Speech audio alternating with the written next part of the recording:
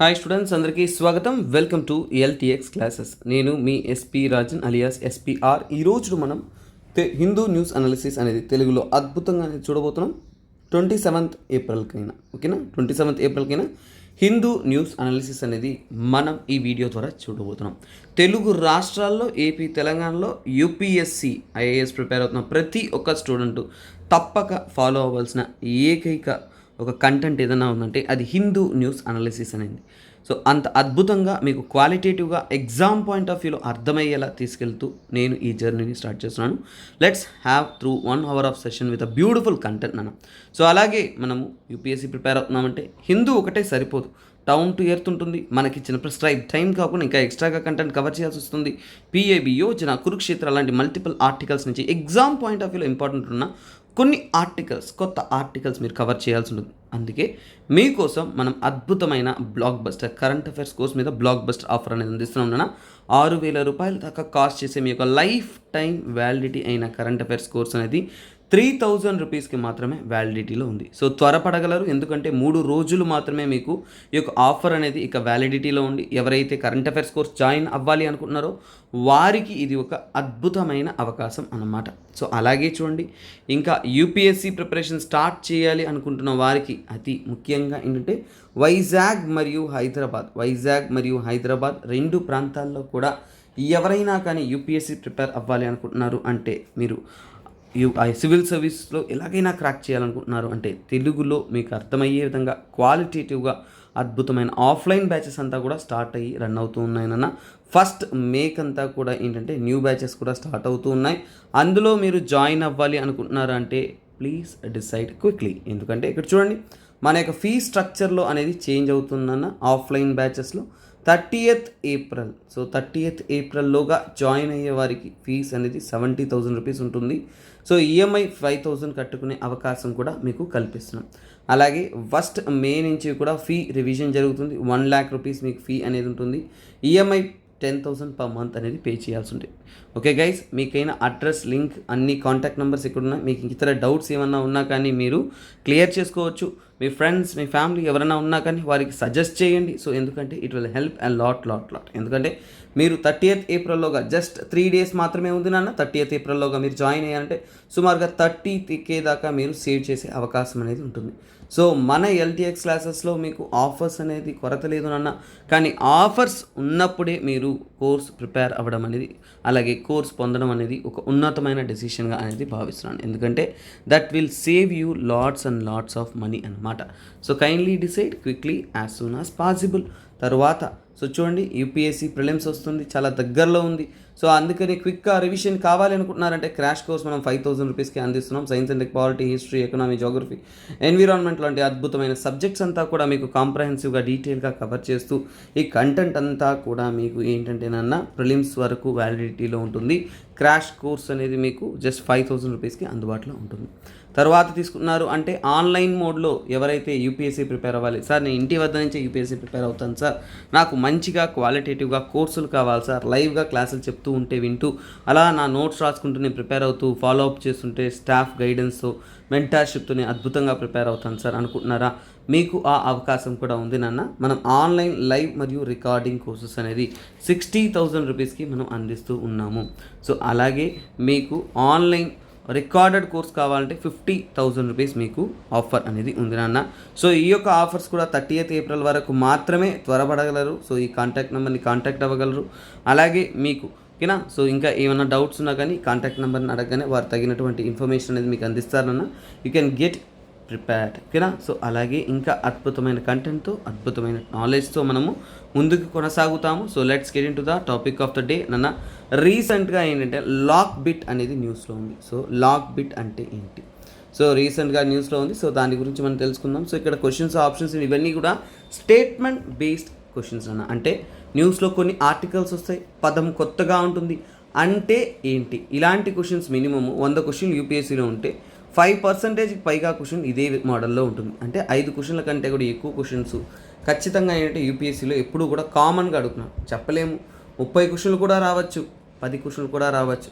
కాకపోతే it may vary, but mostly ఈ మధ్య ట్రెండీలో కొత్తగా వస్తున్న కాన్సెప్ట్ ఇలా అడుగుతున్నారు. So be clear with it.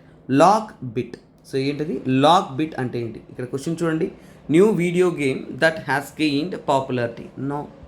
So ransomware that encrypts victims' data and later a ransom demanded in lieu of description key.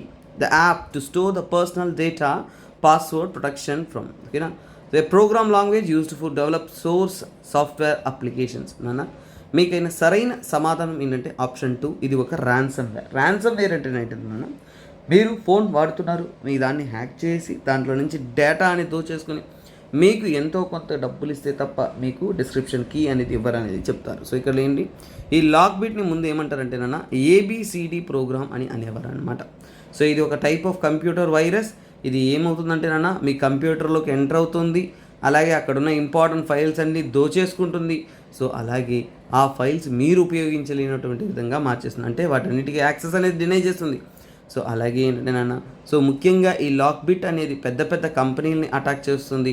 అలాగే ఏంటంటే LADS and lots of money, అంటే చాలా సెన్సిటివ్ ఇన్ఫర్మేషన్, ఆ ఫైల్స్ ఉంటే తప్ప కంపెనీ ట్రాన్సాక్షన్ జరగదు. కోట్లల్లో business జరుగుతూ ఉంటుంది, వేల కోట్లలో బిజినెస్ జరుగుతుంది.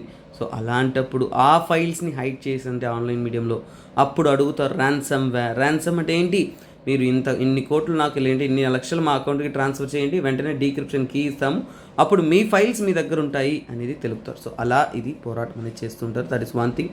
సో ఇక్కడ ముఖ్యంగా హార్మ్ఫుల్ ఫైల్స్ ఏవైతే ఉన్నాయో, look like harmless imaging files. ఎలా అంటే ఇది ఎలా అటాక్ అవుతుందంటే నార్మల్ ఏదో ఇమేజ్ ఫైల్ లాగా, నార్మల్ ఫైల్ లాగా ఆ పర్సన్ని, అంటే ఈ కంప్యూటర్లో ఎవరైతే కంపెనీ నెట్వర్క్లో ఉంటారో వారికి ఏమీ తెలియని నార్మల్ ఫైల్లా ఉంటుంది. తర్వాత ఏంటంటే అది ఎంటర్ అయిందంటే ఒక్కసారిగా వైరస్ అనేది హ్యాక్ చేస్తుంది.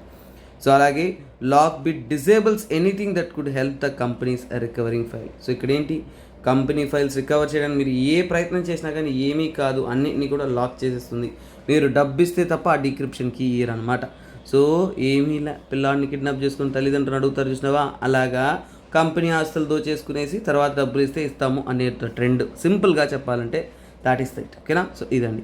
సో అలాగే నేను ఈరోజు హిందూ పేపర్ తీసుకోగానే టెక్స్ట్ అండ్ కాంటెక్స్ట్ పేజెస్కి వెళ్ళగానే నెంబర్స్తో న్యూస్ ఉందని, ఏంటి ఈ నెంబర్స్తో న్యూస్ని ఒకసారిగా చూస్తున్నాను.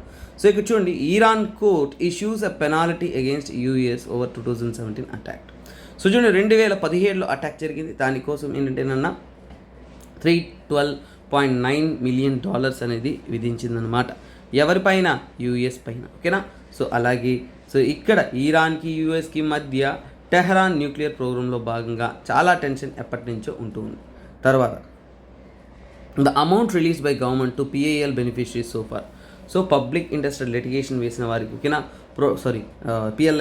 పిఐఎల్ వేరు కదా, దిస్ ఇస్ పిఎల్ఐ అంటే ప్రోడక్ట్ లింక్డ్ ఇన్సెంటివ్. ఓకేనా, ప్రోడక్ట్ లింక్డ్ ఇన్సెంటివ్ స్కీమ్స్లో గవర్నమెంట్ అనేది ఎంతంటే 2874 crores దాకా ఏంటంటే ఇంతవరకు ఏంటంటే డిస్ట్రిబ్యూట్స్ అనేది చేస్తుంది అనమాట.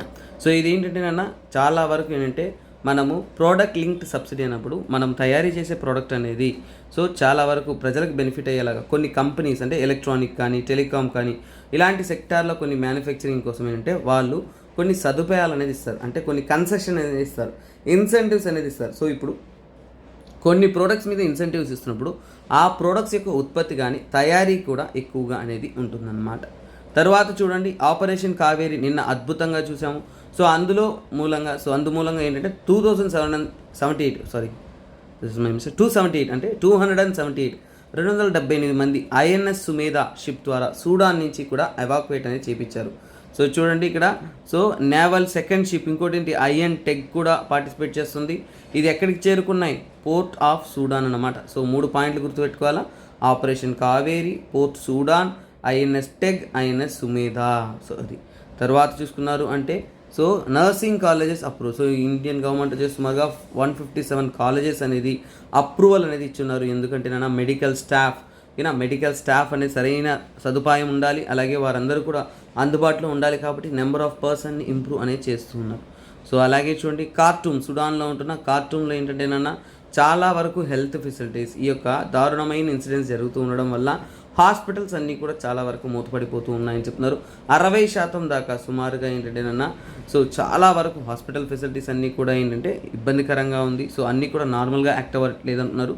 ఎప్పుడైనా వార్ వార్ సిచ్యువేషన్స్లో ఉన్నప్పుడు ఈ యొక్క విషయం హెల్త్ కేర్ ఫెసిలిటీస్ మూతపడినప్పుడు ప్రజలు చాలా చాలా ఇబ్బందికి గురవుతారు. సో ఇది టెక్స్ట్ అండ్ కాంటెక్స్లో with the number current affairs ఉంది, ఒక రివ్యూ అనేది మీకు ఇచ్చాను. ఓకే, సో గైస్, సో ఇక్కడ ఇది మన హిందూలో టెక్స్ట్ అండ్ కాంటెక్స్లో ఉన్న article, very very important article. మీకు సైన్స్ అండ్ టెక్లో వస్తుంది, అలాగే ఏంటంటే న్యూక్లియర్ ఎనర్జీ అవి సైన్స్ అండ్ టెక్లో వస్తుంది. కాకపోతే ఇది సైన్స్ అండ్ టెక్ మాత్రమే కాదు, న్యూక్లియర్ లయబిలిటీ లా అంటే ఏంటంటే this is also polity and governance. అందువల్ల ఏంటంటే ఇది జిఎస్ పేపర్ 2లోనూ వస్తుంది, జిఎస్ పేపర్ 3లోనూ వస్తుంది. ఫస్ట్ ఆఫ్ ఆల్ మనకి ఇక్కడ క్వశ్చన్ వచ్చేది ఏంటంటే న్యూక్లియర్ లయబిలిటీ అంటే ఏంటి? ఏం లేదన్న. సో ఇక్కడ నేను నా ఫ్రెండ్కి ఒక గ్లాస్ జార్ ఇస్తాను. గ్లాస్ జార్ అంటే ఏంటి? అద్దంతో చేసిన ఒక జార్ అనేది ఇస్తాను. ఇచ్చిన తర్వాత ఏం చెప్తానంటే పూర్తి బాధ్యత నీదే, నేను మళ్ళీ వస్తాను, వచ్చేంతవరకు ఏమన్నా డ్యామేజ్ అయితే మళ్ళీ నువ్వే కొత్తది కొనియాలి అని చెప్తాను. అంటే ఏంటి? అక్కడ ఏమైనా డ్యామేజ్ అయ్యింది అనుకోండి, ఎవరిది బాధ్యత? అది నా జారే అయినా నేను ఇచ్చాను కదా, నా ఫ్రెండ్ పెట్టుకోనాడా? సో అది.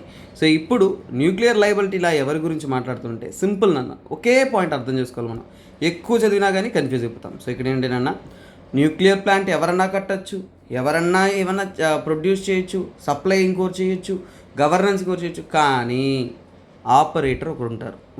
ఆ న్యూక్లియర్ పవర్ ప్లాంట్ని ఆపరేట్ చేసేది ఎవరు? దట్ ఈస్ ఆపరేటర్ వచ్చేసి లయబుల్ అన్నమాట. అంటే ఏంటి లయబుల్ అంటే ఏంటి? ఏదైనా యాక్సిడెంట్ జరిగింది అంటే, యాక్సిడెంట్ జరిగినప్పుడు ఎవరిది బాధ్యత? పూర్తి బాధ్యత ఆపరేట్ చేసే వాళ్ళదే. సో అందుకనే ఇది చాలా చాలా స్ట్రిక్ట్ చట్టంగా అనేది రూపొందించారు.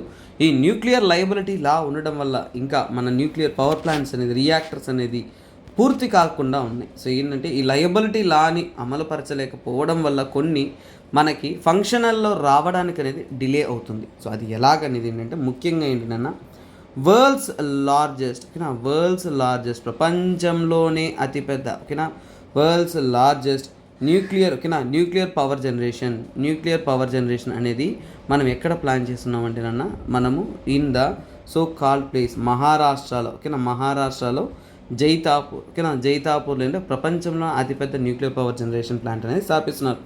అలాగే ఇవన్నీ కూడా డిలే అవుతుంది. ఎందుకంటేనన్నా ఇంకా ఇది కాకుండా 6 అనేది మనము కన్స్ట్రక్ట్ చేస్తున్నాం. అవన్నీ పూర్తి అయ్యే స్థాయిలో కొంత డిలే అవుతుంది, ఎందుకంటే ఈ చట్టాలను వాళ్ళు పూర్తి స్థాయిలో ఇంప్లిమెంట్ చేయలేదని. సో ఇప్పుడు మనకి ఏంటంటే we gonna speak about this nuclear liability law. So NLL అంటే న్యూక్లియర్ లయబిలిటీ లా అనుకోండి. సో ఇక్కడి నుంచి ఫస్ట్ మనం అర్థం చేసుకోవాలంటే ఏంటంటే this speaks about legal consequences అంటే ఏంటి? ఇప్పుడు తప్పు జరిగిపోయిన తర్వాత అంటే లీగల్ కాన్సిక్వెన్సెస్. ఎందుకు? న్యూక్లియర్ యాక్సిడెంట్ ఏమైనా కానీ, న్యూక్లియర్ ఇన్సిడెంట్ కానీ, న్యూక్లియర్ ఇన్సిడెంట్ అంటే ఎక్కడో ఒక చోట న్యూక్లియర్ డ్యామేజ్ ఏదో ఒకటి అయినా, లేదంటే డిజాస్టర్ అయినా ఏమైనా జరిగింది. నిన్న కూడా మనము 26 అనేది చెర్నోబైల్ డే అనేది మనం స్మరించుకున్నాం, రిమెంబర్ చేసుకున్నాం. సో అందువల్ల ఇది కూడా క్రూషియల్ అనమాట. సో అంటే ఇప్పుడు ఏదైనా కానీ damage, environment damage, radio action ఏదో ఒకటి జరిగింది. ఆ జరిగినప్పుడు సో ఎవరు లీగల్ కాన్సిక్వెన్సెస్ ఫేస్ చేస్తారు? ఎవరు కంపన్సేషన్ ఇస్తారు? ఆ డ్యామేజ్కైనా డబ్బులు. డ్యామేజ్ అయిన దానికి, ప్రాబ్లం అయిన దానికి కంపన్సేషన్ అనేది విక్టిమ్స్ అంటే బాధితులకు ఇస్తారు. సో అలాగే ఆ డ్యామేజ్కి తగినటువంటి పేమెంట్ ఎవరు చేస్తారు అనే దాన్ని ఎస్టాబ్లిష్ చేసేదే ఈ న్యూక్లియర్ లయబిలిటీ లా. సింపుల్. సో కాకపోతే ఏంటంటేనన్నా ఇక్కడ మెయిన్గా ఈ న్యూక్లియర్ లయబిలిటీ లా ఎందుకు వచ్చింది? వై? సో దీని యొక్క ముఖ్య ఉద్దేశం ఏంటి అంటేనన్నా, ఫర్ ఎగ్జాంపుల్ అంటే ముందే మనము ఎవరు దీనికి బాధ్యులు, ఎవరు రెస్పాన్సిబుల్ అని చెప్పారంటే దాని ద్వారా ఏంటి, మనం అడక్వేట్ కంపన్సేషన్ ఇవ్వచ్చు. అవునా? తగినటువంటి కంపన్సేషన్. సో ఇన్సిడెంట్ జరిగినప్పుడు నువ్వు కాదు, నేను కాదు, మీకు తెలుసు కదన్నా, భోపాల్ గ్యాస్ ట్రాజడీ జరిగిన తర్వాత రెస్పాన్సిబిలిటీ లేక ఎవరు కూడా ప్రాపర్గా రెస్పాండ్ కాలేదు, కంపెనీ వాడు పారిపోయాడు. సో అక్కడి నుంచి లీగల్ కాన్సిక్వెన్సెస్ ఫేస్ చేయలేదు. ఇలా ఎన్నో ఇన్సిడెంట్స్ అనేది జరుగుతున్నాయి. కానీ ఇలాంటి ఇన్సిడెంట్స్ జరగకూడదు కాబట్టి సో ఇక్కడ ఏంటంటేనన్నా we need to give a responsibility. So adequate compensation ఎవరు ఇవ్వాలి అనేది మనం చెప్పాలి. తర్వాత ఏంటంటేనన్నా ఫర్ ఎగ్జాంపుల్ ఏంటంటే కొన్నిసార్లు ఓకేనా, కొన్నిసార్లు ఏంటంటేనన్నా ఒకరినొకరు కాపాడుకోవడానికి నిందలు ఒకరి మీద ఒకరు వేసుకుంటారు. సో ఇప్పుడు ఎవరు బాధ్యత? సో ఇది పూర్తిగా ఏంటంటే ఆపరేటర్స్ ఓకేనా, ఆపరేటర్స్ మీదే బాధ్యత అనేది వేశారు. ఆపరేటర్స్ మీద బాధ్యత వేశారు కాబట్టి సో ఇక్కడ మనకి అన్ప్రెడిక్టబుల్ ఇన్సిడెంట్ జరిగినా కానీ ఎవరు బాధ్యులో కరెక్ట్ అయినప్పుడు వాళ్ళు ఏంటంటే నాన్న దే విల్ ప్రమోట్ సేఫ్టీ అన్నమాట. అవునా కదా, ప్రమోట్ సేఫ్టీ. ఇప్పుడు చూడండి, నేను నా ఫ్రెండ్కి నేను గ్లాస్ జార్ ఒకటి ఇచ్చిన తర్వాత ఏం చెప్పాను, ఖచ్చితంగా పోతే అది చాలా కాస్ట్లీ, ₹1,00,000 పోతే నువ్వే ఇవ్వాలి అన్నప్పుడు ఆ అబ్బాయి చాలా రెక్లెస్గా పెట్టుకోడు కదన్నా, చాలా జాగ్రత్తగా అనేది దాన్ని కాపాడుకుంటూ వస్తాడు. సో ఇదే ఇక్కడ వాళ్ళు చేసేది ఏంటంటే న్యూక్లియర్ సేఫ్టీని వాళ్ళు ప్రమోట్ చేస్తారు. అవునా కదా, దానికి తగినటువంటి కేర్, ప్రివెన్షన్ ఇలాంటి విషయాలు చేస్తారు. కాబట్టి అందుకనే న్యూక్లియర్ లయబిలిటీ లా అనేది ప్రపంచవ్యాప్తంగా కూడా, నాట్ ఓన్లీ ఇండియా, ప్రపంచవ్యాప్తంగా కూడా చాలా చాలా చాలా క్రూషియల్ అన్నమాట. సో అలాగే ఈ న్యూక్లియర్ లయబిలిటీ లా యొక్క ప్రిన్సిపల్స్ ఏంటి, ఎలాంటి ఒక సిద్ధాంతంతో ఇవి ఫాలో అవుతుంది. ఇందులో కొన్ని సిద్ధాంతాలు ఉన్నాయన్న, అదేంటంటేనన్నా స్ట్రిక్ట్ లయబిలిటీ.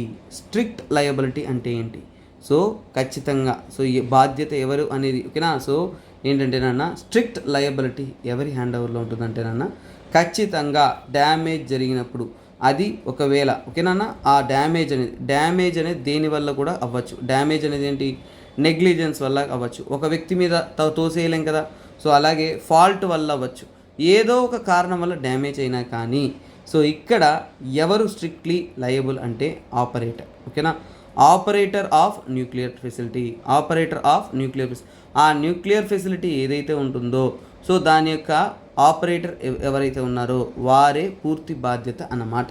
సో తర్వాత ఏంటంటేనన్నా ఇక్కడ ఏంటంటే ఇన్సిడెంట్ ఓకేనా, ఇన్సిడెంట్ జరిగిన తర్వాత స్ట్రిక్ట్ లయబిలిటీ అంటే ఏంటి ఇది. అలాగే ఎక్స్క్లూజివ్ లయబిలిటీ అన్న సిమిలర్గా, ఎక్స్క్లూజివ్ అంటే వీరు తప్ప ఇంకెవరూ లేరు ఓకేనా, సో అది కూడా ఆపరేటరే అనమాట ఓకేనా. ఆపరేటరే ఏంటంటే నో అదర్ పర్సన్. సో ఇప్పుడు ఏం జరిగినా కానీ ఆపరేటర్ మీదే నింద ఇల్లుతుంది, వారి మీదే ఏంటి కంపెన్సేషన్ కూడా పడుతుంది, అంటే వారే డబ్బు కూడా కట్టాలన్నమాట. సో ఇక్కడ రెండు ప్రిన్సిపల్స్, ఒకటి స్ట్రిక్ట్ లయబిలిటీ ఖచ్చితంగా వారినే, అలాగే ఎక్స్క్లూజివ్ అంటే అది కూడా సేమ్ మీనింగ్ ఓకేనా, అంటే ఇంకొకరిని ఇన్వాల్వ్ చేయకుండా వాళ్ళ మీదే మొత్తం నింద వేయడం అని ఓకేనా. సో అలాగే ఏంటంటే నాన్న ఇక్కడ కొన్నిసార్లు వేరే పర్సన్స్ యొక్క మిస్టేక్స్ వల్ల ఇంకో ఇతర యాక్టివిటీస్ వల్ల జరగచ్చు. ఫర్ ఎగ్జాంపుల్ ఏంటంటే మనకి ఎన్ని ప్రాబ్లమ్స్ వచ్చినా కానీ మ్యానుఫ్యాక్చరర్ ఉంటారు అవునా, సో ఇక్కడ మ్యానుఫ్యాక్చరర్ ఉంటారు, తర్వాత ట్రాన్స్పోర్టర్ ఉంటారు అవునా. సో న్యూక్లియర్ ఫెసిలిటీస్లో ట్రాన్స్పోర్టర్స్, ప్రోడక్ట్ ట్రాన్స్పోర్టర్స్ ఉంటారు, తర్వాత ఏంటంటే గవర్నమెంట్ ఉంటుంది. సో ఇలా పలువురు ప్లేయర్స్ ఉంటారు అవునా.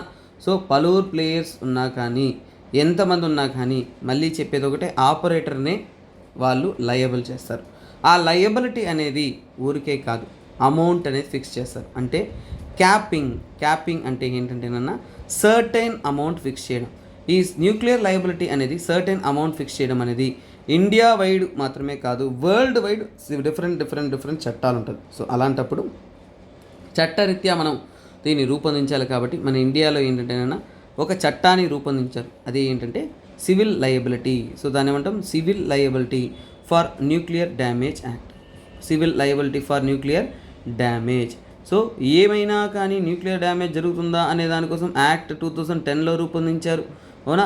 సో 2010లో రూపొందించిన ఈ యాక్ట్ ప్రకారం ఏం చెప్పారంటే చూడండి, లయబిలిటీ అనేది 1500 crores, మన ఇండియాలో ఎంతనా 1500 crores రూపీస్, 1500 crores అనేది లయబిలిటీ లాగా అనేది ఉంచాలి. సో వెంటనే అనేది రెస్పాండ్ అవ్వాలి. అలాగే చూడండి ఫ్రాన్స్ ఇది ఇండియాకి ఫ్రాన్స్కి తీసుకున్నానంటే 700 million euros. అన్ని దేశాలకు ఒకేలా ఉండదు, ఒకే అమౌంట్ ఉండదు అంటున్నాను కదా. సో అది అందుకు ఉదాహరణ ఇది 700 million euros. ఇది ఎక్కడి నుంచి ఈ రెండింటికి కూడా ఒప్పుకున్నానంటే మన ఇండియా ఎందుకు ఇలాంటిది చేయాలంటే ప్యారిస్ కన్వెన్షన్. సో ఇది ఎందుకు ఏంటని నేను చెప్తాను, ప్యారిస్ కన్వెన్షన్ ప్రకారం. అలాగే లయబిలిటీ యొక్క టైం కూడా మారుతుందన్నమాట. ఫర్ ఎగ్జాంపుల్ ఏంటంటే ఇండియా తీసుకున్నా అంటే ఇండియా యొక్క లయబిలిటీ టైం అనేది 10 years ఓకేనా. సో మరి ఫ్రాన్స్ యొక్క లయబిలిటీ టైం అనేది సుమారుగా 30 years. ఇవంతా కూడా ఏంటంటే ప్యారిస్ కన్వెన్షన్ అనుసరించి. మళ్ళీ మనకు డౌట్ వస్తుంది, సార్ ఈ ప్యారిస్ కన్వెన్షన్ మధ్యలో చెప్తున్నారే అది ఏంటి అనేది మనకి డౌట్ వస్తుంది. సో తర్వాత ఇంకొకటి ఇక్కడ జ్యూరిస్డిక్షన్ అంటే ఒక్కసారి న్యూక్లియర్ ఇన్సిడెంట్ జరిగిందంటే సో దానికి ఎవరు, ఓకేనా. సో ఇక్కడ ఏంటంటే court of the country. Court of the country అంటే ఏంటంటేనన్నా, ఇప్పుడు చూడండి ఫ్రాన్స్ గవర్నమెంట్, యూఎస్ గవర్నమెంట్ మన ఇండియాలో ఒక న్యూక్లియర్ పవర్ ప్లాంట్ని ఆపరేట్ చేస్తున్నారు అనుకోండి. అంటే ఏంటి, యూఎస్ గవర్నమెంట్ యొక్క ఒక కంపెనీ, కానీ వారు ఎక్కడున్నారు, మన ఇండియాలో ఉన్నారు. అప్పుడు ఎవరి జ్యూరిస్డిక్షన్లో వస్తున్నారు, కోర్ట్ ఆఫ్ ద కంట్రీ, మన దేశపు జ్యూరిస్డిక్షన్లో వాళ్ళు సమాధానం చెప్పాలన్నమాట. అదే జ్యూరిస్డిక్షన్. సో ఇలా అన్న ఇది మెయిన్స్ లెవెల్ ఆర్టికల్ అన్నప్పుడు మామూలుగా ఉండదు, అందరికీ కూడా పుంగి బజాయిస్తుంది, మామూలుగా ఉండదు. ఖచ్చితంగా మనము డీటెయిల్గా కొత్త విషయాలు చాలా క్రిటికల్గా నేర్చుకోవాలి. అందుకనే నీట్ నోట్స్ అనేది కూడా మీకు అందిస్తున్నాను. You will get this notes in our Telegram group. Let's be more clear. So ఇప్పుడు మనం తెలుసుకోవాల్సింటే ఇంటర్నేషనల్. సో ఇప్పుడు మీకు ఓవరాల్గా ఏంటంటే కంటెంట్ చెప్పాను, మరి ఇంటర్నేషనల్ వారీగా పరిస్థితి ఏంటి, ప్రపంచవ్యాప్తంగా. సో ఈ యొక్క న్యూక్లియర్ లయబిలిటీ మీద, దీనిపైన న్యూక్లియర్ లయబిలిటీ పైన కన్వెన్షన్స్ ఏమన్నా ఉన్నాయా, ఏమన్నా డిస్కస్ చేసుకుని సంతకం ఏమన్నా చేసుకున్నారా, అలా చేసుకుని ఉంటే అవి ఏవి అనేది, ఓకేనా. సో వాటి గురించి ఒక్కసారిగా మనం వస్తాం. సో ఇక్కడ చూసుకున్నారు అంటేనన్నా ప్రపంచ స్థాయిలో తీసుకున్నారు అంటే ఫస్ట్ 1960లో ప్యారిస్ కన్వెన్షన్ ఫామ్ చేస్తారు. ఏం ఫామ్ చేస్తారు, ప్యారిస్ కన్వెన్షన్ అన్నమాట. ఈ ప్యారిస్ కన్వెన్షన్లో ఏంటంటేనన్నా, సో చూడండి ఇక్కడ థర్డ్ పార్టీ లయబిలిటీ గురించి, దేని గురించి డిస్కస్ చేస్తారు, థర్డ్ పార్టీ లయబిలిటీ గురించి మాట్లాడతారు. సో దీని ద్వారా ఏంటంటేనన్నా, సో 1960లో ఏంటంటేనన్నా వారు ఒక అవుట్కమ్తో వస్తారు. అంటే కొన్ని ప్రోటోకాల్స్, ఓకేనా, కొన్ని ప్రోటోకాల్స్తో న్యూక్లియర్ ఎనర్జీ యొక్క సెక్టార్లో ఎలాంటి మనం చర్యలు తీసుకోవాలనేది కొన్ని ప్రోటోకాల్స్తో వస్తారు. సరే ఇది సరిగా లేదు, మనం ఇంకో కొత్త ఐడియా తేవాలి అనేది 1963కి డిసైడ్ అవుతారు. సరే 1963కి వియన్నాలో ఒక కన్వెన్షన్ మీట్ అవుతారు. సో దాన్ని ఏమంటారు, వియన్నా కన్వెన్షన్. సో ఏంటది, వియన్నా కన్వెన్షన్ అంటారు. ఈ వియన్నా కన్వెన్షన్ వచ్చేసి సో ఇక్కడ ఏంటంటే ముఖ్యంగా ఏంటంటే సివిల్ లయబిలిటీ గురించి, దేని గురించి, civil liability to nuclear damage. So nuclear damage జరిగితే సివిల్ లయబిలిటీ ఏం చేయాలి అనే దాని గురించి వాళ్ళు డిస్కస్ చేసి డిసైడ్ అనేది, అక్కడ కూడా కొన్ని ప్రోటోకాల్స్తో అనేది వారు వచ్చారు. మళ్ళీ ఈసారి ఏమంటారంటే ఇదంతా కాదు, సో మనం ఏంటంటేనన్నా ఒకవైపు ప్యారిస్, ఒకవైపు వియన్నా, రెండింటిని కంబైన్ చేసి ఒక జాయింట్ ప్రోటోకాల్ ఫామ్ చేస్తామని డిసైడ్ అవుతారు 1988లో. అదే ఏమంటే జాయింట్ ప్రోటోకాల్గా అనేది డిసైడ్ అవుతారనమాట. ఇప్పుడు మీకు డౌట్ రావాలా, 1988లోనే ఎందుకు జాయింట్ ప్రోటోకాల్ వచ్చింది? జాయింట్ ప్రోటోకాల్ రావడానికి ఒకటే కారణం నాన్న, ఈ యొక్క 1986లో చెర్నోబైల్ ఇన్సిడెంట్ అనేది జరుగుతుంది. సో అలాంటి ఒక అంటే వరల్డ్లో ఇంతవరకు లేనటువంటి దారుణమైన న్యూక్లియర్ డ్యామేజ్ అనేది జరుగుతుంది. సో అందుకనే ఏంటంటేనా దీన్ని మనము ఎలాగైనా కానీ రెస్పాన్సిబిలిటీ షేరింగ్ చేయాలి అనే దానికోసమే ఇలాంటి ఒక కన్వెన్షన్తో వస్తారనమాట. సరే మన ఇండియా పరిస్థితి ఏంటో తెలుసుకుందామా? ఇండియా పరిస్థితిని తెలుసుకోవడానికి ముందు ఒక్కసారిగా ఈ మ్యాప్ చూడండి అన్న. మన ఇండియాలో ఉంటున్న ఇంపార్టెంట్ న్యూక్లియర్ ఎనర్జీ స్టేషన్స్ ఎక్కడెక్కడ ఉందో తెలుసుకుందాం. సో ఇక్కడ చూడొచ్చు. సో కుమ్హారియా ఎక్కడ ఉంది? హర్యానా దగ్గర. కుమ్హారియా యూపీలో నరోరా. తర్వాత ఇక్కడ చూడండి రాజస్థాన్లో ఏముంది? So here you have Rawat Bhata. తర్వాత చూడండి గుజరాత్లో 2 ఉన్నాయి, ఒకరి కాక్రాపర్, తర్వాత మితి విర్ది. సో మితి విర్ది ఇది map study, very important, very crucial, బాగా క్లియర్గా నేర్చుకోండి.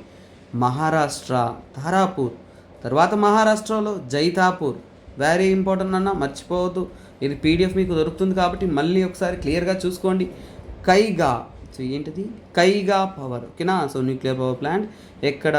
కర్ణాటకలో అనమాట. సో అన్నిటికన్నా కానీ మీరు గుర్తుపెట్టుకోవాల్సిన ఇంకోటి ఏంటంటేనా, జైతాపూర్ అనేది అన్నిటికన్నా పవర్ఫుల్, హైయెస్ట్ 6x1650 మెగావాట్స్, ఒక హ్యూజ్ కెపాసిటీ ఉన్నది. తర్వాత తమిళనాడులో 2 ఉన్నాయి, మీరు మర్చిపోకూడదు. To the south Gulf of Mannar దగ్గర కూడంగులం, ఓకేనా, కూడంగులం. తర్వాత కల్పాకం చెన్నై దగ్గర. నెక్స్ట్ ఏపీలో ఒకటే ఉంది నాన్న, దట్ ఈస్ కోవాడా. తర్వాత ఏంటంటే మధ్యప్రదేశ్లో బార్గి. నెక్స్ట్ బెంగాల్లో that is your Haripur. So ఓవరాల్గా ముఖ్యమైన nuclear power plants map point of వ్యూలో కూడా మీకు చెప్పడం అనేది జరిగింది. That will be very helpful. So ఇప్పుడు ఇండియా యొక్క పరిస్థితిలోకి వెళ్తాం. డోంట్ వరీ నాన్న. సో ఈ కరెంట్ అఫైర్స్ చాలా బ్రాడ్గా కవర్ చేస్తూ ఉన్నాను. So it will be the best of the current affairs. So ఇక్కడ చూద్దాము. తర్వాత ఇండియా చేసి ఏంటంటేనన్నా మనం చాలా వరకు clean and affordable power. So మనము రెనవబుల్ ఎనర్జీస్ వైపు, ఓకేనా, రెనవబుల్ ఎనర్జీస్ వైపు మూవ్ ఆన్ అవుతూ ఉన్నాము. అలాగే కార్బన్ ఫ్రీ పవర్ వైపు మూవ్ ఆన్ అవుతున్నాం. వాటి అన్నిటికీ కూడా న్యూక్లియర్ పవర్ ప్లాంట్స్ అనేది వన్ ఆఫ్ ద బెస్ట్ సొల్యూషన్గా చెప్తున్నాం. సో అలాగే మనం న్యూక్లియర్ పవర్ అనేది సివిల్ పర్పస్ కోసం, సివిల్ పర్పస్ అంటే ఏంటి, యుద్ధాల కోసం కాదు, మన ప్రజల కోసం. మనం ఏంటంటేనన్నా సుమారుగా 1950s నుంచి కూడా మనము దీన్ని స్టార్ట్ చేస్తున్నాము. అందులో మన ఇండియాలో పర్టికులర్గా తీసుకున్నారు అంటే 22 ఆపరేటింగ్లో ఉన్నాయి, ఓకేనా. 22 వచ్చేసి న్యూక్లియర్ పవర్ ప్లాంట్స్ అనేది ఆపరేటింగ్లో ఉన్నాయి. అలాగే ఇంకో 7 అనేది కన్స్ట్రక్షన్లో ఉన్నాయి. సో ఇవి పూర్తవ్వాలనేది కోరుకుంటున్నారు త్వరగా, ఓకేనా. సో ఇది ఇండియా యొక్క న్యూక్లియర్ ప్లాంట్స్ యొక్క మెయిన్ స్టోరీ. తర్వాత తీసుకున్నారు అంటే చూడండి 1986లో ఏం జరిగిందంటే చెర్నోబిల్, ఓకేనా. చెర్నోబిల్ అనేది ఒక దారుణమైన న్యూక్లియర్ డిజాస్టర్ అనేది జరిగింది. ఈ న్యూక్లియర్ డిజాస్టర్ జరిగిన తర్వాత ప్రపంచ దేశాల్లో న్యూక్లియర్ పవర్ కలిగిన ఉన్న అన్ని దేశాలు కూడా మనమంతా కూడా ఒక కన్వెన్షన్ సైన్ చేయాలి అనే దానికి డిసైడ్ చేసుకుని 1997లో ఒక ఐడియాతో బయటకు వచ్చారు. That is convention. సో ఏంటది, కన్వెన్షన్ ఆన్ సప్లిమెంటరీ కంపెన్సేషన్. అంటే ఏంటి, సప్లిమెంటరీ అంటే ఏవైనా కానీ న్యూక్లియర్ ఇన్సిడెంట్ జరిగినప్పుడు వెంటనే అనేది కంపెన్సేషన్ ఆ కంపెనీ తరపు నుంచి రావాలి. సో వెంటనే మనీ రావాలి. సిఎస్సి సప్లిమెంటరీ కన్వెన్షన్ అనేది తీసుకురావాలి. మినిమం నేషనల్ కంపెన్సేషన్ అనేది అట్ ద పాయింట్ వెంటనే ఇవ్వగలిగితే తర్వాత ఏంటంటే మనం అక్కడ ఉన్న విషయాలని మనం అరికట్టొచ్చన్నారు. సో ఇందులో ఏంటంటే India is a signatory. India అనేది ఏంటి, సో సిగ్నేటరీ అంటే దీనికి మనము సైన్ చేసామన్నమాట. సో ఇందులో మనం భాగస్వామ్యం అయ్యాము. అలాగే దీన్ని మనం అడాప్ట్ కూడా చేసుకున్నాం. సో అంటే ఏంటి, అడాప్ట్ చేసుకున్నామంటే మనం కూడా ఏంటంటే కన్వెన్షన్ ఆన్ సప్లిమెంటరీ కంపెన్సేషన్, ఓకేనా. సో ఇది ఇందులో మనము భాగస్వామిలే. సో దీని ద్వారా ఏం చెప్తున్నారు అంటే సిఎస్సి ద్వారా సివిల్ లయబిలిటీ అనేది ఇవ్వాలి అనే దానికోసం మనం ఏంటంటే ఒక చట్టాన్ని రూపొందించాం. ఈ సిఎస్సి మనం సైన్ చేసాం కాబట్టి మనం civil liability for nuclear damage act. So ఇప్పుడు అర్థమైందా ఎందుకు న్యూక్లియర్ డ్యామేజ్ యాక్ట్ అనేది వచ్చిందనేసి. ఈ న్యూక్లియర్ డ్యామేజ్ యాక్ట్ రావడానికి కారణం ఏంటంటే 2010లో దాన్ని మనం ఏమంటాం, CLNDA. ఇది రావడానికి కారణం వచ్చేసి మనం సిఎస్సి అనేది సైన్ చేసాం కాబట్టి. సో దీని ద్వారా ఏంటి, గవర్నమెంట్ అనేది బాధ్యతలు అనేది ఇస్తుంది. సో పక్కాగా ఎవరు బాధ్యత తీసుకోవాలి, ఎవరికి ఆ రోల్ ఉంటుంది, సో ఇది ఎలా మనం కంపెన్సేషన్ ఇవ్వాలి అనే దానికోసం. సో ఈ యొక్క మెయిన్ ఫీచర్స్లో తీసుకున్నారు అంటే లయబిలిటీ అనేది ఎవరికి ఇచ్చారు. లయబిలిటీ అనేది it is given to the operator. So operator ఎవరైతే ఉన్నారో వారే లయబుల్. సో అందులో అమౌంట్ కూడా ఫిక్స్ చేశారు. దట్ ఈస్ యువర్ 1500 crores, ఓకేనా. 1500 crores అనేది ఇనిషియల్ రెస్పాన్సిబిలిటీగానే చెప్పారు. That is what government had told. అంటే ఇది ఫిక్స్డ్గా అనేది ఈ చట్టం ద్వారా మనం రూపొందించున్నాం అన్నమాట. తర్వాత ఏంటంటే సెంట్రల్ గవర్నమెంట్ యొక్క పార్ట్ ఏంటి, ఓకేనా. సో ఇక్కడ ఏంటంటే గవర్నమెంట్ అనేది న్యూక్లియర్ లయబిలిటీని ఇంప్లిమెంట్ చేసే విధంగా, ఓకేనా. సో ఇక్కడ గవర్నమెంట్ అనేది చాలా వరకు ఏంటంటే ఇంపార్టెంట్ రోల్ ప్లే చేస్తుంది ఈ న్యూక్లియర్ లయబిలిటీని చేసే విధంగా, అమలుపరిచే విధంగా. అలాగే ఏంటంటే ఇక ఫ్యూచర్ కాలంలో పెంపొందించడంలో కూడా ఏంటంటే గవర్నమెంట్కి రెస్పాన్సిబిలిటీ. తర్వాత ఇది ఎవరు ఎలా ఇస్తారు అనే దానికి ఏంటంటే న్యూక్లియర్ డ్యామేజ్ జరగగానే న్యూక్లియర్ డ్యామేజ్ పైన, సో ఆ న్యూక్లియర్ డ్యామేజ్ పైన క్లెయిమ్స్ కమిషన్ ఒకటి స్థాపిస్తారు. గవర్నమెంట్ ఏంటన్నా క్లెయిమ్స్ కమిషన్ అనేది ఫామ్ చేస్తుంది. అంటే కమిషన్ని బట్టి ఎవరికి ఎంత మాత్రం క్లెయిమ్ ఇవ్వాలి, ఆ డ్యామేజ్ని బట్టి అన్నీ కూడా మనం ఇవ్వడం అనేది జరుగుతుంది. సో దీని ద్వారా ఏంటంటే స్ట్రిక్ట్ లయబిలిటీ రూల్స్ ఇచ్చి ఖచ్చితంగా ఆ యొక్క రూల్స్ని పార్టిసిపేట్ చేస్తే తప్ప ఆ ప్లాంట్ని రన్ చేయలేదు అనే సిచ్యువేషన్ అనేది ఇస్తున్నారు. తర్వాత టైం కూడా మనం ఫిక్స్ చేసాం. 10 yearsలోగా ఈ లయబిలిటీస్ అన్నింటినీ కూడా మనం పూర్తి చేసేయాలని. కాకపోతే మనకు వస్తున్న ఛాలెంజెస్ విషయానికి వచ్చినట్టు చాలా ప్రాబ్లమ్స్ ఉన్నాయన్న. 10 సంవత్సరాల లెంతీ టైము, ఈ కంపెన్సేషన్ సరిపోకపోవడము, ప్రాపర్గా ఇంప్లిమెంట్ చేయలేకపోవడం, ఇలా ఎన్నో సమస్యలు ఉన్నాయి ఈ యొక్క న్యూక్లియర్ పవర్ ప్లాంట్ ఇంప్లిమెంటేషన్స్లో అన్నమాట, ఓకేనా. అలాగే స్టూడెంట్స్, వర్కింగ్ ప్రొఫెషనల్స్ కోసం ఒక అద్భుతమైన అనౌన్స్మెంట్ ఉంది. మీరు యూపీఎస్సీ వర్క్ చేసుకుంటూ చదవాలనుకున్నారా, మీకోసం మనం ఫ్రీ మెంటార్షిప్ అనేది అందిస్తూ ఉన్నాము. సో అలాగే మీరు కోర్స్ తీసుకోవాలనుకుంటున్నారు అంటే 50,000 మీ యొక్క రికార్డెడ్ కోర్స్ యొక్క fees, 60,000 live and recorded course యొక్క ఫీజ్. ఈ యొక్క వ్యాలిడిటీ అనేది 30 April వరకు ఉంటుంది. మీకు అద్భుతమైన క్వాలిటీతో కంటెంట్ అనేది అందుబాటులో ఉంటుంది. అలాగే 5,000 నెలసరి కట్టుకుంటూ కూడా ఈఎంఐ ఆప్షన్తో కూడా మీరు ప్రిపరేషన్ అనేది కొనసాగించవచ్చు అన్నమాట. Okay students, next current affairs చూసుకున్నాము అంటే చూడండి, ఓటీటీ ప్లాట్ఫామ్స్ మీద ప్రెషర్ అనేది గవర్నమెంట్ అనేది క్రియేట్ చేస్తూ ఉంది. ఎందుకంటే సినిమా అన్నప్పుడు సపరేట్గా రెగ్యులేటరీ అథారిటీ అన్నీ కూడా ఫంక్షన్ అవుతున్నా కానీ ఓటీటీ ప్లాట్ఫామ్స్ అనేది కొన్ని రూల్స్ అండ్ రెగ్యులేషన్స్ని ఉల్లంఘిస్తున్నట్టు చెప్తున్నారు. సో దాని గురించి ఈ ఆర్టికల్. సో ఇది డిజిటల్ గవర్నెన్స్ మీద జీఎస్ పేపర్ 2లో very very very very important article.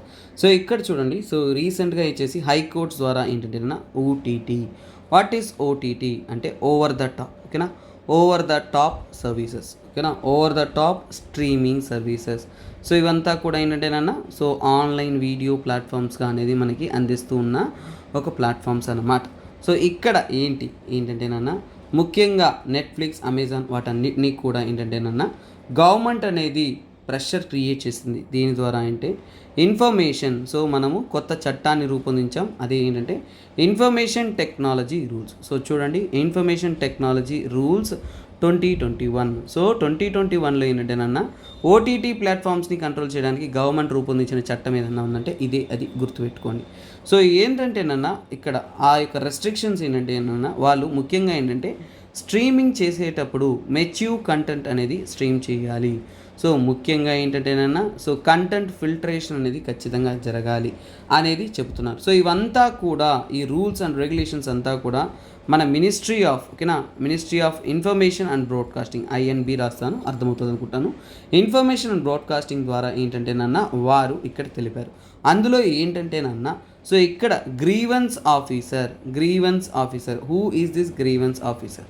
So మీరు ఓటీటీ ప్లాట్ఫామ్లో చూస్తున్నప్పుడు గ్రీవెన్స్ ఆఫీసర్స్ యొక్క డీటెయిల్స్ అనేది ఉండాలి. డీటెయిల్స్ ఎక్కడ ఉండాలి? సో పబ్లిక్లీ అవైలబుల్ అంటే ఏంటి? ఫర్ ఎగ్జాంపుల్ మీరు ఒక ఓటీటీ ప్లాట్ఫామ్ చూస్తున్నారు, ఫర్ ఎగ్జాంపుల్ అమెజాన్లో వీడియో ఒక సిరీస్ చూస్తున్నారు. ఆ సిరీస్ అనేది కమ్యూనిటీ గైడ్లైన్స్ కానీ కొన్ని రూల్స్ అండ్ రెగ్యులేషన్ కానీ వృధాగా ఉంది. అప్పుడు మీరు దీన్ని సమస్యను ఏంది ఇంకా బాగా చెప్పాలంటే రీసెంట్గా మనకి ఏంటంటే కొన్ని చైల్డ్స్ కూడా అందరూ కూడా పబ్లిక్లో అందరూ కూడా ఫ్యామిలీగా చూడలేని కొన్ని మూవీస్ ఉంటాయి. ఇది కాకుండా కొన్ని రిలీజియన్ హర్ట్ చేసే ఉంటాయి, కొన్ని పొట్రేయల్ రాంగ్గా ఉండొచ్చు. ఇలాంటి ఆన్లైన్ ప్లాట్ఫామ్లో ఫ్రీ ప్లాట్ఫామ్గా అనేది కొంతమంది సెంటిమెంట్స్ని హర్ట్ చేసే విధంగా ఉండొచ్చు. అలాంటి సమయాల్లో ఏంటంటే మీరు కంప్లైంట్ చేయాలనుకుంటారు. ఆ కంప్లైంట్ రైజ్ చేసే ఆఫీసర్ గ్రీవెన్స్ ఆఫీసర్. అతని యొక్క డీటెయిల్స్ పబ్లిక్ ప్లాట్ఫామ్లో ఉన్నప్పుడు సో అంటే పబ్లిక్లీ అవైలబుల్గా ఉండాలి వాళ్ళ యొక్క వెబ్సైట్స్లో. అప్పుడేంటి మీరు వెంటనే ఏంటంటే వారి మీద కంప్లైంట్ అనేది రైజ్ చేయొచ్చు, అప్పుడు వారి మీద యాక్షన్ అనేది తీసుకోవచ్చు అన్నమాట. సో అందుకనే ఏంటంటేనన్నా ఈ ఓటీటీ ప్లాట్ఫామ్ మీద నిఘా ఉంచడానికి ఇలాంటి ఒక రూల్స్ అనేది తెచ్చారనమాట. ఎందుకంటేనన్నా చాలా వరకు ఏంటంటేనన్నా ఫిల్మ్స్, వెబ్ సిరీస్ చాలా వరకు ఏంటంటేనన్నా కోడ్ ఆఫ్ ఎథిక్స్ ఫాలో అవ్వకుండా, కోడ్ ఆఫ్ ఎథిక్స్ అనేది మన ఇన్ఫర్మేషన్ బ్రాడ్కాస్టింగ్ రూల్స్ ఏదైతే ఉందో, సో మీకు చెప్పాను కదా ఇప్పుడే, information technology rules, IT rules, ఓకేనా, ఐటీ రూల్స్ 2021 ఏదైతే ఉంటుందో సో దాన్ని ఉల్లంఘిస్తూ వచ్చిన కొన్ని వాటిని ఏంటంటే వెంటనే ఏంటంటేనన్నా వార్నింగ్ ఇచ్చి ఈ ప్లాట్ఫామ్ని మనం కంట్రోల్లో పెట్టాలి. ఎందుకంటేనన్నా కొన్నిసార్లు మన ఇండియన్ కల్చర్ యొక్క సెన్సిబిలిటీస్ని, ఓకేనా, మన ఇండియన్ కల్చర్ యొక్క సెన్సిటివిటీని టచ్ చేసే విధంగా, అలాగే నేను చెప్పాను కదా. సో ఫర్ ఎగ్జాంపుల్ మనం చూడొచ్చు, రీసెంట్గా రానా నాయుడు సమ్ టీవీ సిరీస్ చూసింది. ఒక ఫ్యామిలీ ఒక ఆడియన్స్నో లేదంటే ఒక నార్మల్ అంటే it is there personal freedom, okay, but ఇక్కడ రెస్ట్రిక్షన్స్ అనేది లేకుండా యాక్సెసిబిలిటీ ఎక్కువైపోతుంది. అంటే పబ్లిక్ ప్లాట్ఫామ్ అనేది మనం ఎంతదా చెప్పినా కానీ ఏంటంటే even it becomes accessible to the common man, it will be disturbing the societical order. అదేలాగా ఒక మతాన్ని కించపరచడం కానీ, ఒక ఉమెన్ని తక్కువ చేసి చూపించడం కానీ, సో ఇలా ఎన్నో ఉన్నాయి. So not only one thing, so multiple things ఉంటాయి. సో ఆబ్జెక్టిఫైయింగ్ ఏ ఉమెన్ కూడా రాంగ్ అనమాట. సో ఇక్కడ ఏంటంటే నాన్న ఈ ఇండస్ట్రియల్ ఎక్స్పర్ట్స్ అంతా కూడా కోడ్ ఆఫ్ ఎథిక్స్ రూల్స్ని అనుసరించి ఏంటంటే ఒకవేళ ఇలాంటి వాటిని ఉల్లంఘించారంటే గ్రీవెన్స్ ఆఫీసర్ని ప్రజలు చేరుకొని కంప్లైంట్ చేసే విధంగా ఇవి పబ్లిక్గా ఉండాలి. అలాగే కోడ్ ఆఫ్ ఎథిక్స్ని ఉల్లంఘించారంటే వెంటనే వారి మీద యాక్షన్ అనేది తీసుకునే విధంగా ఉండాలి అనే దాన్ని స్ట్రిక్ట్గా రూపొందిస్తూ చట్టం అనేది కంట్రోల్ చేస్తుంది. సో రాబోయే కాలంలో ఈ చట్టం ఇంకా కఠినంగా మారుతున్న సమయంలో ఈ యొక్క ఓటీటీ ప్లాట్ఫామ్ మీద స్ట్రిక్ట్ రూల్స్ అండ్ రెగ్యులేషన్స్ పడుతుందనేది మనం కూడా భావిస్తున్నాం అన్నమాట.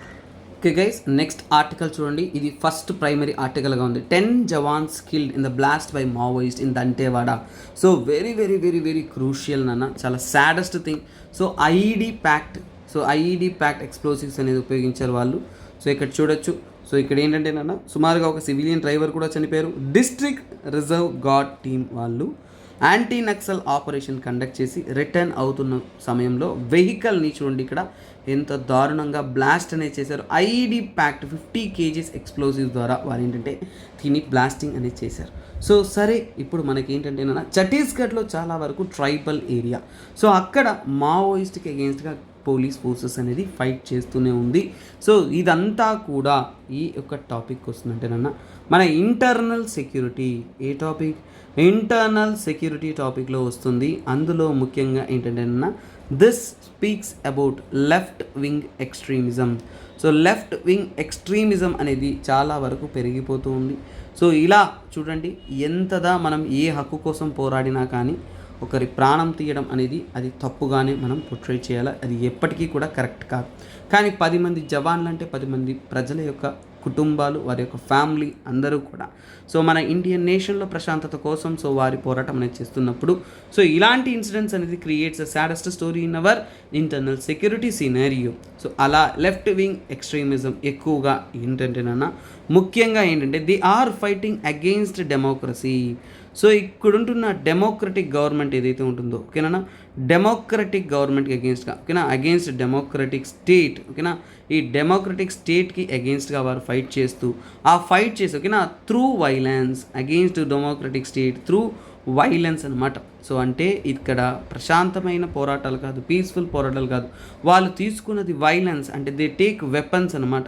వెపన్స్ ద్వారా తర్వాత మాస్ మొబలైజేషన్, ప్రజలను అంటే ఇన్ఫ్లుయెన్స్ చేయడం, ఓకేనా, ప్రజలను ఇన్ఫ్లుయెన్స్ చేయడం, మాస్ మొబలైజ్ చేయడం, ఓకేనా, మాస్ మొబలైజింగ్ చేయడం. తర్వాత ఏంటంటే ఇక్కడ ముఖ్యంగా ఏంటంటే కొత్తగా ఇండియాలో అనేది డెమోక్రటీని రిమూవ్ చేసి వారి యొక్క మావోయిస్ట్ ఐడియాలజీ అనేది ఇంప్లిమెంట్ చేయాలనేది వారి యొక్క మెయిన్ ఇంటెన్షన్.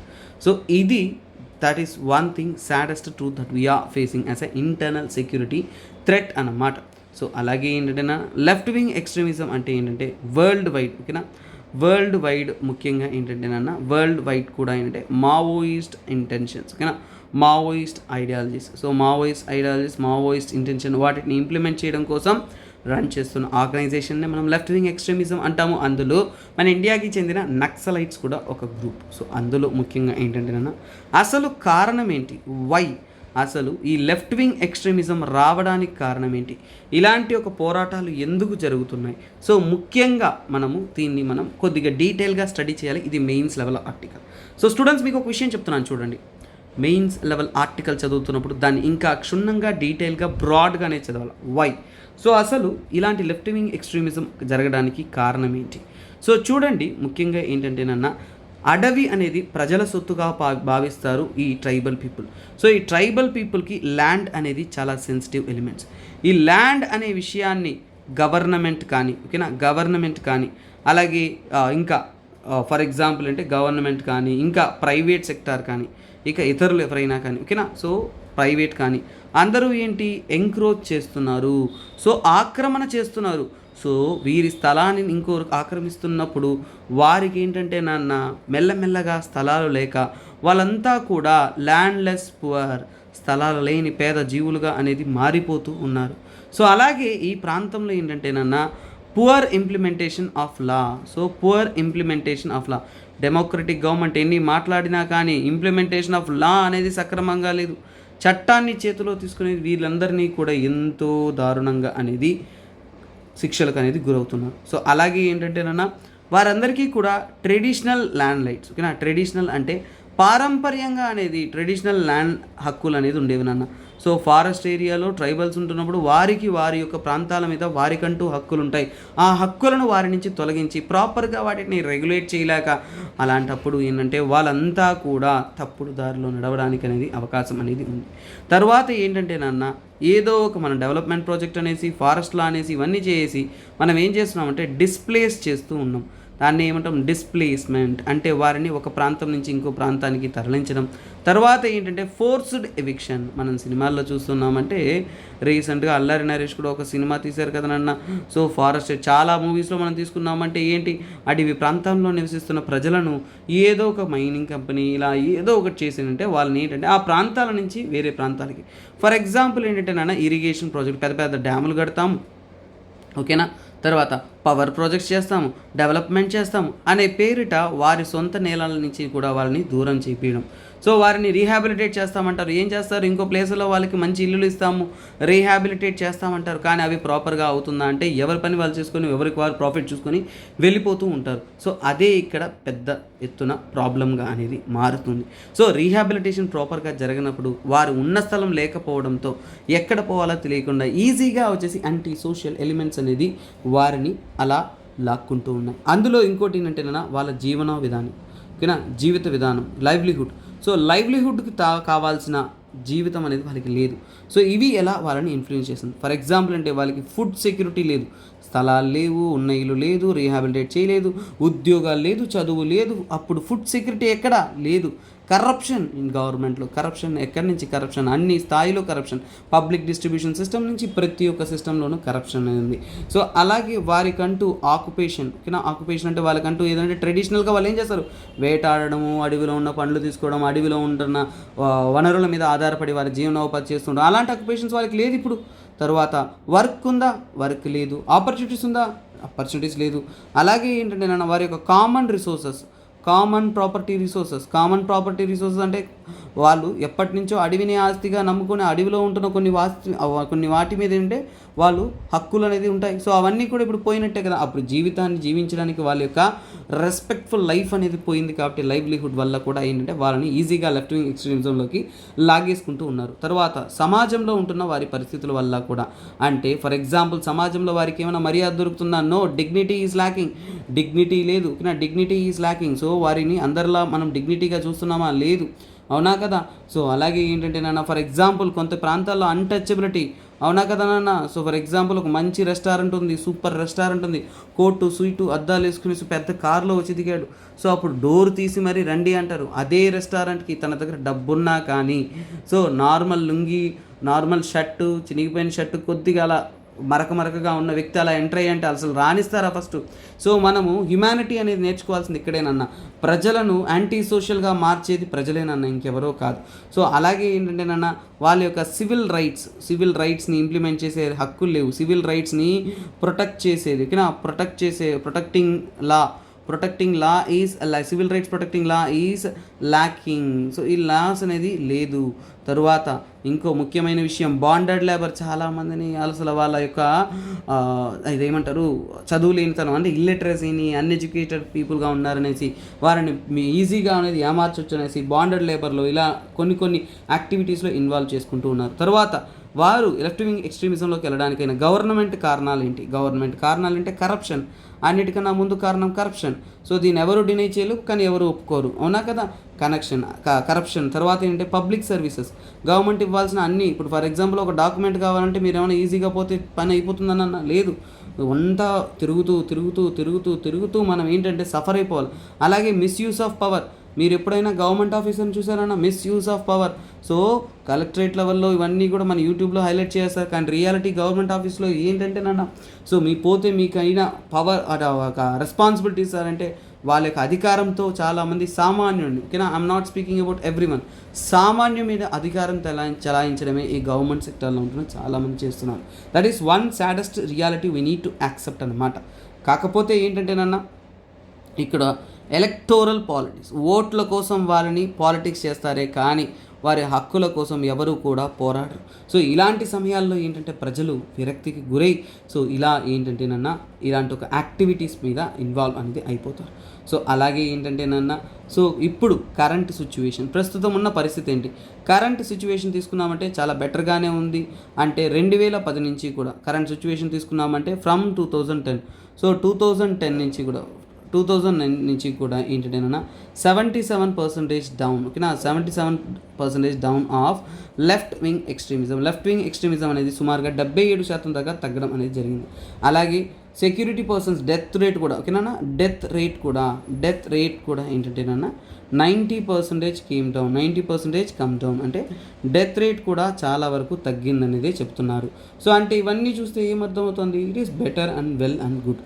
సో అలాగే ఏంటంటేనా నక్సల్ ఇంపాక్ట్ అనేది మనం చూసినంత వరకు చాలా వరకు తగ్గుతూనే ఉంది. But thing is that still ఇలాంటి ఇన్సిడెంట్స్ జరుగుతున్నప్పుడు మనము చాలా వరకు ఏంటంటేనన్నా ఇంకా స్ట్రిక్ట్ యాక్షన్ తీసుకునేసి వీటి మీద మనము యాక్ట్ అవ్వాలి అనేది గవర్నమెంట్ అనేది చెబుతూ ఉన్నారు. So that is what very very very very important. So అందుకనే గవర్నమెంట్ అనేది గవర్నమెంట్ యొక్క రెస్పాన్స్ ఏంటి, గవర్నమెంట్ అనేది ఎలా పనిచేస్తుంది, గవర్నమెంట్ ఇలాంటి ఒక ఇన్సిడెంట్స్కి ఎలాంటి సమాధానం చెప్తుంది, గవర్నమెంట్ అనేది ఏంటంటేనన్నా పలు స్కీమ్స్, గవర్నమెంట్ రెస్పాన్స్ ఏంటి, స్కీమ్స్ ద్వారా లెఫ్ట్ వింగ్ ఎక్స్ట్రీమిజం స్టేట్స్లో కొన్ని స్కీమ్స్ ద్వారా ప్రజలకు అవగాహన కల్పించి వీళ్ళని ఫైట్ చేయడానికి వాళ్ళు తెలివిగా అనేది రెడీ అవుతూ ఉన్నారు. సో అందుకని ఏంటంటే సెక్యూరిటీ రిలేటెడ్ ఎక్స్పెండిచర్, సో ముఖ్యంగా ఏంటంటేనన్నా ఈ సెక్యూరిటీ ఫోర్సెస్ని, మావోయిస్ట్ని ఫైట్ చేయడానికి స్పెషల్గా అనేది ఏంటంటే వారి మీద ఖర్చు పెట్టి వీటికంటూ స్పెషల్ ఫోర్సెస్ అనేది రెడీ చేస్తున్నారు. That is security related expenditure. తర్వాత తీసుకున్నారు అంటే special infrastructure scheme. So special infrastructure scheme అంటే ఏంటి, సో ముఖ్యంగా ఏంటంటేనన్నా ఈ మావోయిస్ట్ని ఫైట్ చేస్తున్న ముఖ్యమైన పోలీస్ ఆఫీసర్స్ అందరికీ కూడా ఏంటంటే తగినటువంటి ఫెసిలిటీస్ ఇవన్నీ క్రియేట్ చేయాలి. ఇన్ఫ్రాస్ట్రక్చర్ అంటే ఏంటి, అక్కడున్న లోకల్ పోలీస్ దగ్గర కూడా ఇంటెలిజెన్స్ని బిల్డ్ చేయడం, అన్నిటిని కూడా ఇంప్రూవ్ చేయడం, అలాగే వాళ్ళకంటూ ఏంటంటే స్పెషల్ అసిస్టెన్స్ ఇవ్వడం. ఓకేనా, స్పెషల్ సెంట్రల్ అసిస్టెన్స్ అంటే ఏంటంటే సెంట్రల్ గవర్నమెంట్ తరపు నుంచి కూడా స్పెషల్ కేర్గా వాళ్ళకి తగినటువంటి ఇన్ఫర్మేషన్స్, ఇంటెలిజెన్స్ అన్నీ అందించడంలో కూడా వాళ్ళు వర్క్ అనేది చేస్తున్నారు. సో అలాగే చాలా వరకు ఏంటంటే సిఆర్పిఎఫ్ పోలీస్ అందరినీ కూడా అక్కడ డిప్లాయ్ చేయడం. సో దీని ద్వారా ఏంటంటేనన్నా మోర్ నెంబర్ ఆఫ్ పీపుల్ అనేది అక్కడ ఇంప్లిమెంట్ చేయడం. అలాగే అడవి ప్రాంతం కాబట్టి కనెక్టివిటీ లేకపోవడం వల్ల, మెయిన్ స్ట్రీమ్ ప్రజలతో కనెక్టివిటీ లేకపోవడం వల్ల ప్రజలు అనేది చాలా వరకు వెనకబడి ఉన్నారు. సో అందువల్ల ఏంటంటే అక్కడ ఏంటంటే ఎరెక్షన్ ఆఫ్ మొబైల్ టవర్స్, మంచిగా mobile towers, electronic digital governance ఇవన్నీ కూడా చేసేదాని ప్రకారం ఏంటంటే వాళ్ళు మెయిన్ స్ట్రీమ్ ప్రజలతో కనెక్టివిటీ ఏర్పడినప్పుడు ప్రజలంతా ఎలా ఉన్నారు అనే ఒక అవగాహనతో వారి యొక్క హక్కుల గురించి తెలుసుకునేసి వారి యొక్క సో కాల్డ్ యాక్టివిటీస్ అనేది చేంజ్ అవ్వడానికి అనేది అవకాశం ఉంది. సో దీని తర్వాత గవర్నమెంట్ తెచ్చిన ఇంకో ముఖ్యమైనది సమాధాన్. సో ఇది చాలా చాలా ఇంపార్టెంట్. ఓకేనా, సమాధాన్ డాక్ట్రిన్ అనేది ఏంటంటే ఇది వన్ స్టాప్ సొల్యూషన్ అనమాట. సో ఇది వన్ స్టాప్ సొల్యూషన్. సో దీని ద్వారానే లెఫ్ట్ వింగ్ ఎక్స్ట్రీమిజాన్ని అడ్డుకోవడం కోసం ఏంటంటే ద బెస్ట్ ఎవర్ సొల్యూషన్గా అనేది ఇస్తున్నారు. సో మొత్తానికి అంటే దీని ద్వారా లీడర్షిప్, మోటివేషను, ట్రైనింగ్, ఇంటెలిజెన్స్ అవన్నీ కూడా డెవలప్ చేస్తూ వారిని ఓవరాల్గా అనేది ఏంటంటే అద్భుతంగా అనేది డెవలప్ చేస్తూ ఉన్నారు. తర్వాత ఇంకో స్కీమ్ ఏంటంటే లెఫ్ట్ వింగ్ ఎక్స్ట్రీమిజాన్ని పోగొట్టడానికి Roshni scheme. So Roshni so ఇదేంటంటే ఇది ఒక స్పెషల్ ఇనిషియేటివ్.